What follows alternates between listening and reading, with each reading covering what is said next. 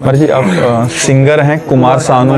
27,000 महाराज जी अभी तक गाने गा चुके हैं। 27,000 90 के दशक से महाराज जी गा रहे हैं। पद्मश्री अवार्डी है राष्ट्रपति। अमेरिका से सीधा आया इधर आपको दर्शन करने। आपको देख लिया, बस हो गया। आपका आशीर्वाद लेना है। बस आप आशीर्वाद कीजिएगा कि मैं जो काम कर रहा हूँ ठीक से और कर पाए। देखो, पूर्व में कोई बहुत बड़ा तप किया आपने जो लोकप्रिय हुए। लोकप्रिय होना ये छोटी मोटी बात नहीं होती है।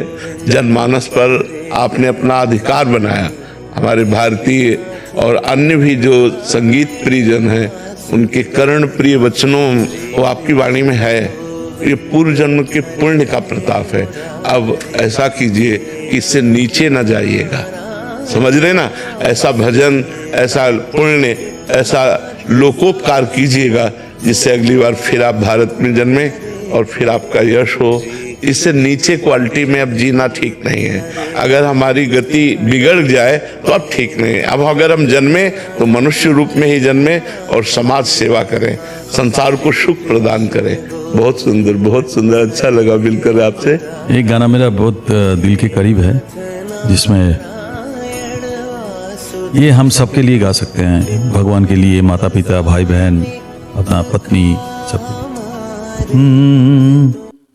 जब कोई बात बिगड़ जाए, जब कोई मुश्किल पड़ जाए, तुम देना साथ मेरा ओ हम नवा। न कोई है न कोई था जिंदगी में तुम्हारे सिवा, तुम देना साथ मेरा ओ हम नवा,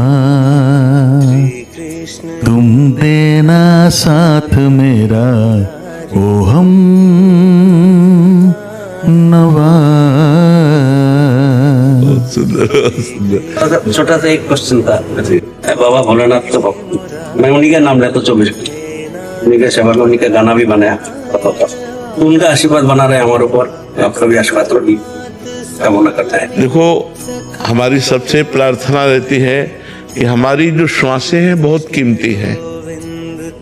जैसे आपने 50 वर्ष में जो ऐश्वर्य कमाया और आपकी अंतिम श्वास हो, आप पूरी लगा दें कि मैं 50 वर्ष की पूरी संपत्ति देता हूँ, 5 श्वासें और बढ़ा दीजिए, तो नहीं बढ़ेंगी।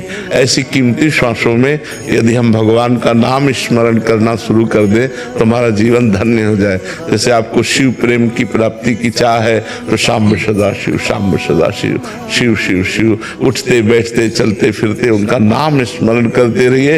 इसमें कोई मेहनत की बात नहीं है और नाम स्मरण से भगवान की निश्चित प्राप्ति होती है। यस्य स्मरण मात्रेण जन्म संसार बंधनात्। जिनका स्मरण मात्र जन्म संसार के बंधन को ही नष्ट कर देता है वो भगवान है। इसलिए नाम स्मरण कीजिएगा। गौरव शर्मा जी यमुनानगर से। राधे राधे। राधे राधे महाराज जी। महाराज जी आपकी कृपा से इस भगवत मार्ग पर चलने का प्रयास कर रहा हूँ। महाराज जी आपके एकांतिक वार्तालाप में मैंने सुना था कि साधक को ज्ञान मार्ग या भक्ति मार्ग में से एक पर चलने का प्रयास करना चाहिए। महाराज जी मैं भगवान शिव का प्रेम प्राप्त करना चाहता हूँ और मेरे आचार्य भगवान शंकराचार्य हैं, तो मुझे वेदांत और अद्वैत के सिद्धांत को धारण करना चाहिए।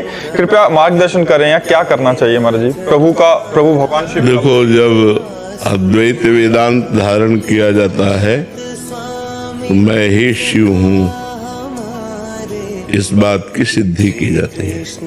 अहम ब्रह्मास्मि शिवोहम, शिवोहम, मैं वही, मैं वही। तो फिर आत्म प्रेम होगा, ऐसे मान के कि भगवान शिव, मैं उनका प्रेमी दास, ये भक्ति से पूर्ण होगा। इसमें भक्ति प्रधान भाव रहेगा, क्योंकि भक्ति में भेद से अभेद है और अभेद में ही स्थित ज्ञान है। तो प्रारंभ में यदि हम अभेद भाव लेते हैं, जैसे वेदांत दर्शन जो है वो अभेद दर्शन है। मैं भूल से अपने को देहाभिमानी जीव मान रहा था, ये मेरा भ्रम है।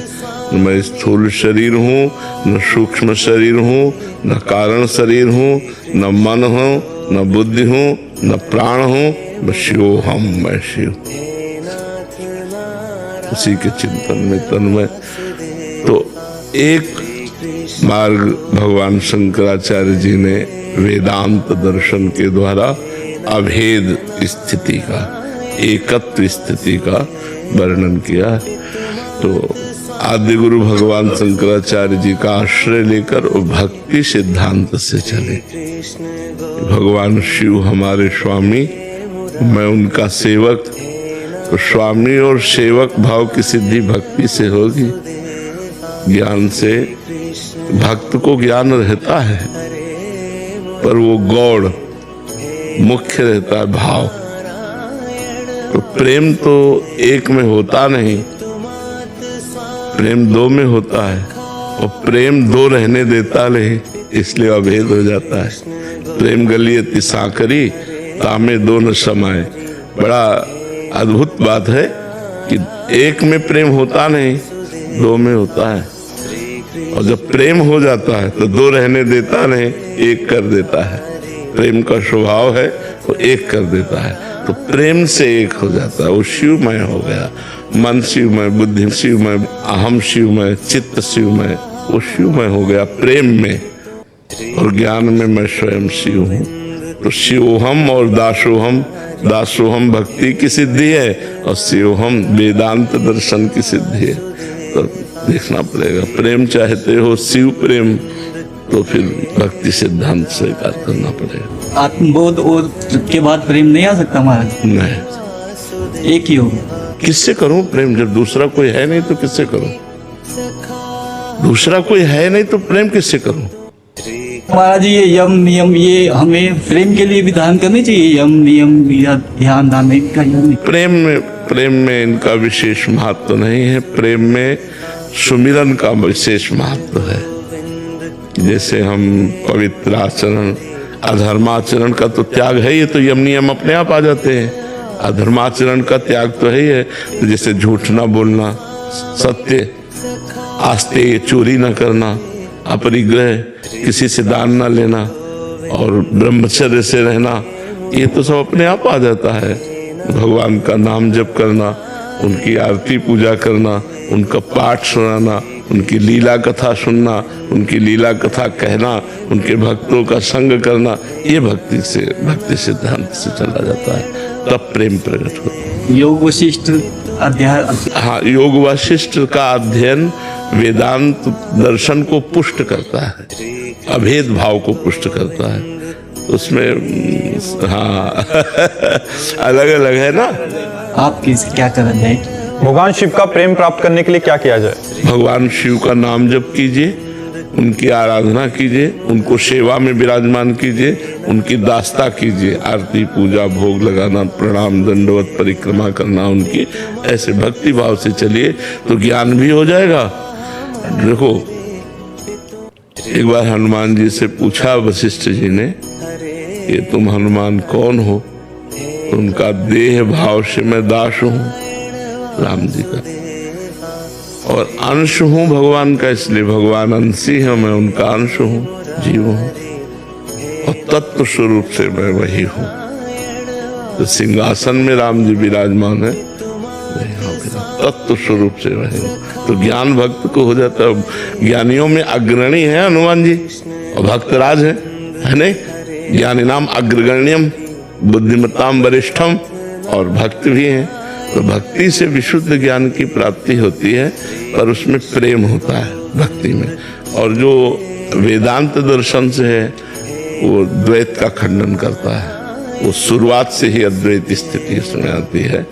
तो इसमें करुणा और मैत्री ये सब नहीं रहता। इसमें हम चूंकि चले हैं ना, इसमें हृदय शुष्क हो जाता है, कठोर हृदय हो जाता है, ये सब बातें हैं। कोई है ही नहीं, किस पर दया, किस पर प्रेम, किस पर करुणा, कोई है ही नहीं ना। एको ब्रह्म द्वितीयो नास्ति, और वो ब्रह्म हम ब्रह्मास्मि। एको ब्रह्म द्वितीयो नास्ति, एक ब्रह्म के सिवा दूसरा कोई है नहीं, मैं स्वयं वही ब्रह्म हूँ। अब किससे प्रेम करे, किससे करुणा करे। तो आचार्य अवहेलना तो नहीं होगी महाराज जी? नहीं तो भगवान शंकराचार्य जी ने भी गंगा स्तोत्र, यमुना स्तोत्र, शिव स्तोत्र, श्री कृष्ण स्तोत्र गान किए कि नहीं? तो उसमें देखो ना कैसे दैन्य भाव से गान किए। तो ऐसे दैन्य भाव से शिव भक्ति करते हैं आचार्य भगवान शंकराचार्य जी।